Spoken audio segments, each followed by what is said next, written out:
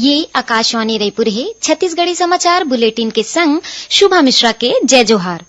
मुख्यमंत्री भूपेश बघेल राज्य में समर्थन मूल्य में धान खरीदी के संबंध में आज मंत्रालय में 3 महत्वपूर्ण बैठका लीन। पहली बैठका में ओमन सांसद मन संग गोटबात करीन। उहे एखर बाद होए सर्वदलीय बैठका में आने आने राजनीतिक दल मन के पदाधिकारी मन शामिल हुईन।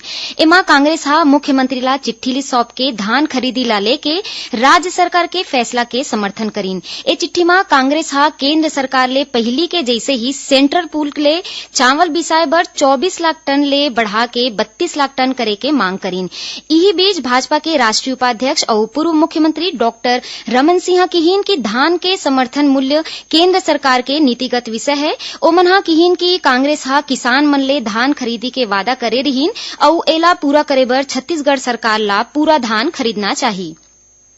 मुख्यमंत्री भूपेश बघेल नई दिल्ली में पैरा ला बारे ले होत प्रदूषण के समस्या ले निपटे बर कृषि ला मनरेगा ले जोड़े और पैरा ला जैविक खाद में बदले के सुझाव दीन है। मुख्यमंत्री कहीन है कि ए समस्या ले निपटे के दिशा में छत्तीसगढ़ में प्रयास शुरू कर दे गए है। ओमन बतीन की एखर बर राज्य के 2000 गांव में गौठान बनाए गए है, जी हां जन भागीदारी रे पराली दान कार्यक्रम चले थे। श्री बघेल कहीन की सितंबर अक्टूबर महीना में हर बछर पंजाब और हरियाणा राज्य में करीबन 35 मिलियन टन पैरा बारे जाथे, जेखर ले मिट्टी के उर्वरता खत्म हो जाथे और प्रदूषण घलो होथे। ओमन किहीन की केंद्र सरकार अगर मनरेगा के माध्यम ले ए पराली और ठूंठ ला जैविक खाद में बदले बर निर्देश दी त एखर ले खाद बनाए जा सकही।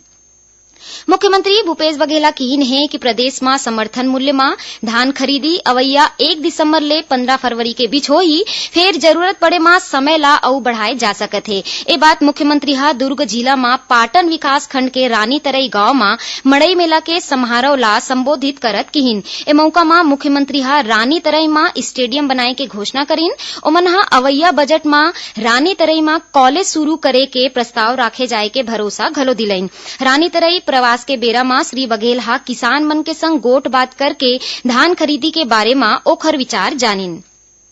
दंतेवाड़ा जिला में सुरक्षा बल और माओवादी मन के बीच आज मुठभेड़ हुईस। ए मुठभेड़ में 2 जन हार्डकोर माओवादी मारे गिन।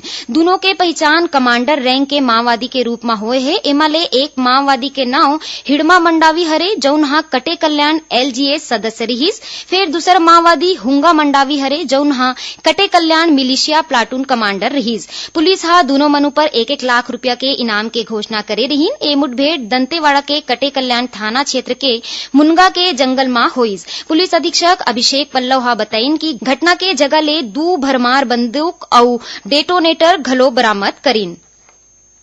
नई दिल्ली के 30 हजारी कोर्ट में पांचू दिन में अधिवक्ता मन के संग पुलिस के दुर्व्यवहार और लाठीचार्ज के विरोध में आज प्रदेश के वकील मन घलो विरोध प्रदर्शन करीन। महासमुंद जिला अधिवक्ता संघ आज घटना के विरोध में निंदा प्रस्ताव राखीन। आज न्यायालय में अधिवक्ता संघ के कोनो भी सदस्य मन पैरवी नहीं करीन। ऐसने राजनांदगांव में घलो वकील मन लाल पट्टी लगा के विरोध जतात नारेबाजी करीन। धमतरी में घलो जिला अधिवक्ता संघ नई दिल्ली में होए घटना की निंदा करत एला लोकतंत्र ऊपर प्रहार बताइन। कोरबा में लाइफलाइन मेगा स्वास्थ्य शिविर में 8,900 ले ज्यादा मरीज मन के इलाज करेगी। विधानसभा अध्यक्ष डॉक्टर चरणदास महंत, स्वास्थ्य मंत्री टीएस सिंहदेव और प्रभारी मंत्री प्रेम साय टेकाम के मौजूदगी में काली ए शिविर सिरागीस। ए मौका में स्थानीय लोगन के मांग में विधानसभा अध्यक्ष कोरबा में हेल्थ सेंटर चालू करे के घोषणा करीन। उहे स्वास्थ्य मंत्री श्री सिंहदेव किहीन की कोरबा में नवा मेडिकल कॉलेज शुरू करे के काम चालू कर दे गए है और एला जल्दी पूरा कर ले जाही। आधिकारिक जानकारी के मुताबिक 12 अक्टूबर ले राखे गए लाइफलाइन एक्सप्रेस के मेगा हेल्थ शिविर में मोतियाबिंद, कान संबंधी, कटे फटे होंठ, प्लास्टिक सर्जरी, हड्डी और दांत के रोग के ऑपरेशन करेगी। शिविर में मरीज मन ला निःशुल्क चश्मा, श्रवण यंत्र और कैलिपर्स जूता घलो देगी। से शिविर के सफल संचालन में स्वास्थ्य विभाग और जिला प्रशासन के संगे संग सार्वजनिक उपक्रम और आने आने सामाजिक संगठन मन सहित संस्थान मन के प्रतिनिधि मन अपन भागीदारी निभाइन। एकरे संग छत्तीसगढ़ी समाचार बुलेटिन इहे सिरावत है। जय जोहार।